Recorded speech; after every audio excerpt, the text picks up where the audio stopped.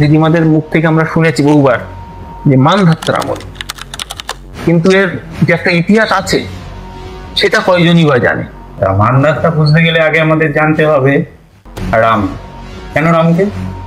রাম আমরা জানি যে রঘু বংশ, সেই রাম ছিল হচ্ছে সূর্য বংশজাত, আর সূর্য বংশের একজন ছিল রঘু।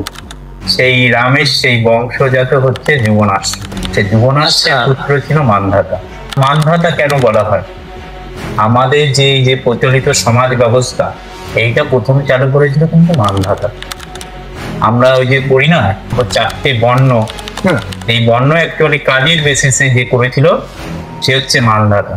কেন? মানধাতার আগে কোনো এরকম কিন্তু সিস্টেম ছিল না। যেমন ধরো আমাদের একটা দেশ চালাতে গেলে তো একটা সংবিধান লাগে নিশ্চয়ই, সেই রকমই মানধাতা কিন্তু আমাদের সমাজকে শ্রেণীবিভাগ করেছিল। কিসের ভিত্তিতে শ্রেণীবিভাগ করেছিল? না, কাজের ভিত্তিতে শ্রেণীবিভাগ করেছিল। কি কাজ?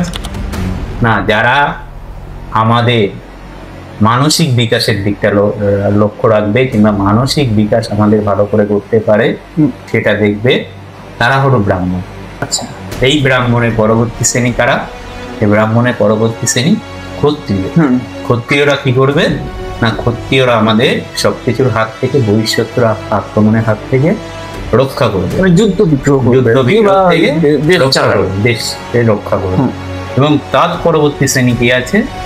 যারা আছে ব্যবসায়ী, বৈশ্য, তাই তো? তারা ব্যবসা বাণিজ্য এইগুলো করবে। এবং তার পরবর্তী শ্রেণী মানে চতুর্থ যে শ্রেণী ছিল, তাদের কাজ ছিল, তারা কিন্তু দাস নয়। মানধাতা কিন্তু একবারও বলেনি তারা দাস। তাদের কি কাজ ছিল? তাদের কাজ ছিল পরিষেবা প্রদান। না, এই যে এই 3টে শ্রেণী আছে, এদের পরিষেবা প্রদান করবে। এবং শুধু তাই না, মানধাতা বলেছিল যে এই 4টে সিস্টেম চলবে, কিন্তু কেউ যদি তার সিস্টেমের বাইরে থেকে উন্নতি করতে পারে তাহলে কিন্তু সে অন্য বর্ণে কিংবা অন্য জাতিতে যেতে পারে। পরিষেবার জাত শ্রেণীতে আছে যারা দাস বলছে, সে যদি ভালো যুদ্ধ করতে পারে তাহলে সে অবশ্যই ক্ষত্রিয় হয়ে যাবে।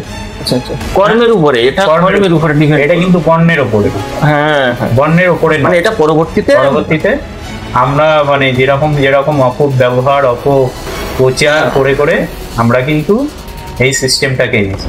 আচ্ছা, এবং মানধাতার আমলকে তার জন্য বলা হয় স্বর্ণযুগ। হ্যাঁ, কিন্তু মানধাতার আগে কিন্তু আমাদের সমাজ ব্যবস্থায় কোনো নির্দিষ্ট প্রচলিত কোনো সিস্টেম ছিল না। মানে হ্যাবাজাটলি ছিল, ব্যাপারটা কোনো সাজিয়ে গুছিয়ে কোনো ব্যাপার ছিল না। কিন্তু মানধাতা এসে কিন্তু এই একটা সুন্দর সিস্টেম চালু করলো, এবং সেই সিস্টেম কিন্তু কালের পর কাল চলে আসছে। হ্যাঁ, কিছুটা হয়তো মডিফিকেশন হয়েছে। এখন আমরা কি দেখছি? এখন ব্রাহ্মণের গুরুত্ব কমে গেছে, ঠিক আছে, ক্ষত্রিয়দের গুরুত্ব কমে গেছে, কিন্তু যারা যুদ্ধ বিগ্রহ করছে তাদের একটা ভ্যালু আছে সমাজে।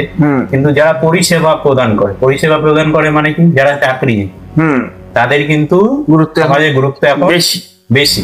হ্যাঁ, তাহলে বলে না কালের প্রবাহে আমরা ঘুরি, ঠিক আছে? তাহলে আমরা কিন্তু ঘুরছি।